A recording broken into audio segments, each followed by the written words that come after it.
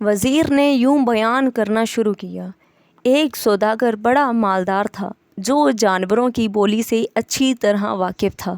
ایک دن اس نے مویشی خانے میں گدھا اور بیل کو آپس میں باتیں کرتے سنا۔ بیل نے گدھے سے کہا: تم خوش ہو اور میں سارا دن ہل چلاتا ہوں اور تم مزے میں رہتے ہو۔ گدھے نے کہا کہ میرا کہنا مانو تو تم بھی آرام پاؤ گے۔ کل کام کے وقت بیمار بن جانا تو مالک تم سے کام نہ لے گا۔ بیل نے خوش ہو کر تجویز پر پورا عمل کرنے کا یقین دلایا۔ سوداگر نے ان دونوں کی باتیں سن لیں اور چپ رہا۔ دوسرے دن ملازم نے بیل کے بیمار ہونے کی اطلاع دی۔ سوداگر مسکرایا اور کہا کہ آج گدھے کو لے جاؤ۔ نوکر گدھے کو لے گیا اور شام تک کام لیا۔ رات کو جب گدھا آیا تو بیل نے بہت شکریہ ادا کیا کہ تمہاری تجویز نے خوب میری مدد کی، کہ تمہاری تجویز خوب رہی اور مجھے آرام کرنے کا موقع مل گیا۔ گدھا دن بھر کی مشقت سے تھک چکا تھا۔ اس وقت تو چپ رہا، لیکن جی میں سوچتا رہا کہ اچھی نصیحت کی کہ خود بلا میں پھنس گیا ہوں۔ وزیر نے یہ قصہ بیان کر کے شہرزاد سے کہا کہ بیٹی تو بھی اس نصیحت کرنے والے گدھے کی طرح اپنے آپ کو مصیبت میں مبتلا کرنا چاہتی ہے۔ لڑکی نے کہا: میں نے جو ارادہ کر لیا ہے اسے ضرور پورا کروں گی۔ وزیر نے کہا: کہیں ایسا نہ ہو کہ مجھے تم سے وہی سلوک کرنا پڑے جو اس سوداگر کو اپنی بیوی سے کرنا پڑا تھا۔ شہرزاد نے کہا: آپ مجھے سوداگر کی حکایت سنائیے اور یہ بھی بتائیے کہ اس گدھے کا کیا حال ہوا۔ وزیر نے کہا کہ اگلے روز صبح سویرے سوداگر پھر مویشی خانے پہنچا تاکہ گدھا اور بیل کا معاملہ دیکھے۔ آج اتفاقاً اس کی بیوی بھی ساتھ تھی۔ اس وقت گدھا بیل سے پوچھ رہا تھا کہ آج کیا کرو گے؟ بیل نے کہا: آج بھی میں بیمار رہوں گا۔ تو گدھے نے کہا کہ نہیں، ایسا غضب نہ کرنا، مالک کہہ رہا تھا کہ اگر بیل تندرست نہ ہوا تو اس کو ذبح کر دیا جائے گا، اس لیے بہتر یہی ہے کہ آج اچھی طرح اپنے کام پر چلے جاؤ، ورنہ جان کا خطرہ ہے۔ سوداگر یہ سن کر پھر ہنس پڑا۔ اس کی بیوی نے تعجب سے پوچھا: آپ کیوں ہنسے؟ سوداگر نے جواب دیا کہ بیل اور گدھے کی باتوں پر ہنسی آ گئی۔ تو بیوی نے پوچھا: ان میں کیا گفتگو ہوئی؟ سوداگر نے کہا: یہ ایک راز ہے، اگر میں ظاہر کر دوں تو اس میں میری جان کا خطرہ ہے۔ بیوی نے اصرار کیا اور کہنے لگی: تم بہانے کرتے ہو، اگر صحیح بات نہ بتاؤ گے تو میں اپنے آپ کو قتل کر دوں گی۔ سوداگر نے اسے بہت سمجھایا لیکن وہ اپنی ضد پر اڑی رہی اور ساتھ ہی اس نے رونا پیٹنا شروع کر دیا۔ سوداگر دیکھ کر پریشان ہوا کہ اگر اس کو بتا دوں تو میری زندگی پہ حرف آ جاتا ہے، نہ بتاؤں تو یہ خود مر جائے گی۔ سوداگر اسی پریشانی میں کھڑا تھا کہ کتے نے مرغ سے کہا: تو آج بھی اپنی مرغیوں کے ساتھ بڑے مزے سے زندگی گزار رہا ہے؟ مرغ بولا: کیوں، آج کیا بات ہے؟ کتے نے کہا: آج ہماری ملکہ مالک سے ایسا راز دریافت کرنے پر اصرار کر رہی ہے کہ اگر مالک نے بتا دیا تو مالک کی خیر نہیں، اگر مالک نے نہیں بتایا تو ملکہ جان دے دے گی۔ مرغ بولا: مالک بے وقوف ہے جو ایک بیوی کو قابو نہیں رکھ سکتا۔ مجھے دیکھو، 50 مرغیوں کو سنبھال کے رکھے ہوئے ہوں، اگر میری مرضی کے خلاف ذرا بھی کام کریں تو مار مار کر انہیں سیدھا کر دوں۔ مالک جس قدر سستی کریں گے عورت اتنا ہی سر پر چڑھے گی۔ یہ سن کر مالک نے ہنٹر اٹھایا اور بیوی کو مارنا شروع کر دیا۔ عورت ڈر گئی اور سوداگر کے قدموں میں گر کر معافی مانگی کہ تمہاری مرضی کے خلاف کوئی بات نہ کروں گی۔ یہ حقائق بیان کر کے وزیر نے کہا: بیٹی، اگر تو اپنی ضد نہیں چھوڑے گی تو مجھے تیرے ساتھ بھی یہی سلوک کرنا پڑے گا۔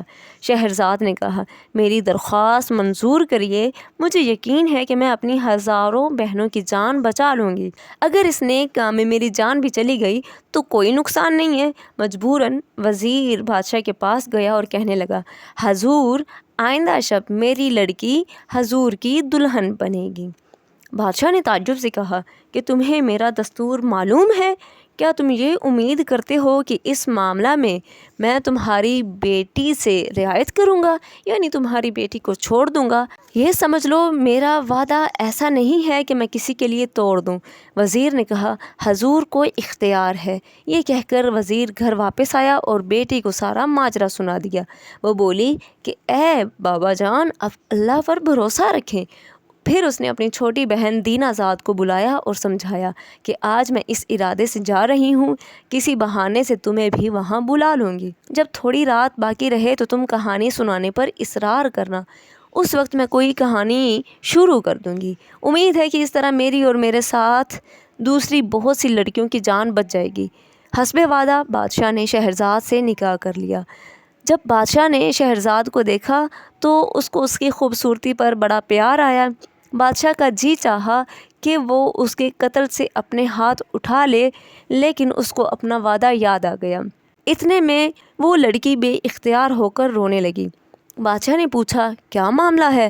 تو رو کر کہنے لگی کہ میں جانتی ہوں کہ مجھے آپ صبح قتل کرا دیں گے، اس لیے میں چاہتی ہوں کہ اپنی چھوٹی بہن کو اپنے پاس بلا لوں اور جی بھر کے دیکھ لوں۔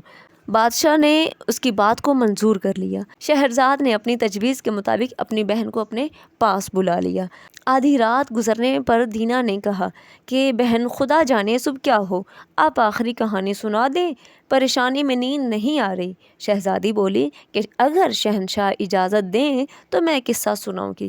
بادشاہ بھی کہانیوں کا بہت شوقین تھا تو بادشاہ نے اس کو اجازت دے دی۔ شہرزاد نے یہ کہانی شروع کر دی۔ پہلے زمانے میں ایک نوجوان سوداگر تھا جو بڑا دولت مند تھا۔ ایک مرتبہ وہ کسی کام کے لیے سفر کر رہا تھا۔ راستے میں ایک سایہ دار درخت دیکھ کر وہ آرام کرنے کی غرض سے بیٹھ گیا اور کھانا کھانے لگا۔ ابھی کھانے سے فارغ نہیں ہوا تھا کہ ہیبت ناک شکل کا جن ہاتھ میں تلوار لیے سخت غصے کی حالت میں نمودار ہوا اور کہنے لگا، تو نے جو کھجور کی گٹھلیاں پھینکی ہیں ان میں سے ایک گٹھلی میرے لڑکے کو لگ گئی ہے جس سے وہ مر گیا ہے۔ اب میں تجھے اس انتقام میں قتل کر دوں گا۔ سوداگر بہت گھبرایا، جن سے کہنے لگا، آپ مجھے 1 سال کی مہلت دے دیں تاکہ میں اپنی جائیداد اور دولت کا انتظام کر لوں اور قرض خواہوں کا قرضہ ادا کر دوں۔ سال گزرنے کے بعد اس جگہ حاضر ہو جاؤں گا، پھر آپ کو اختیار ہے جو چاہیں سزا دیں۔ جن نے یہ بات مان لی۔ سوداگر اپنے وطن کو واپس لوٹ آیا اور سب حساب کتاب کرنے لگا اور بیوی بچوں کو سمجھایا۔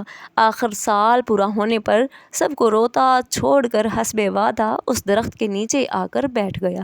ابھی اس کو آئے ہوئے زیادہ دیر نہیں گزری تھی کہ ایک بوڑھا شخص ایک ہرنی کے گلے میں رسی ڈالے سامنے آیا اور کہا کہ میں پوچھ سکتا ہوں کہ آپ کون ہیں اور اس خوفناک جنگل میں اکیلے کیا کر رہے ہیں؟ سوداگر نے اپنی آپ بیتی سنانا شروع کی۔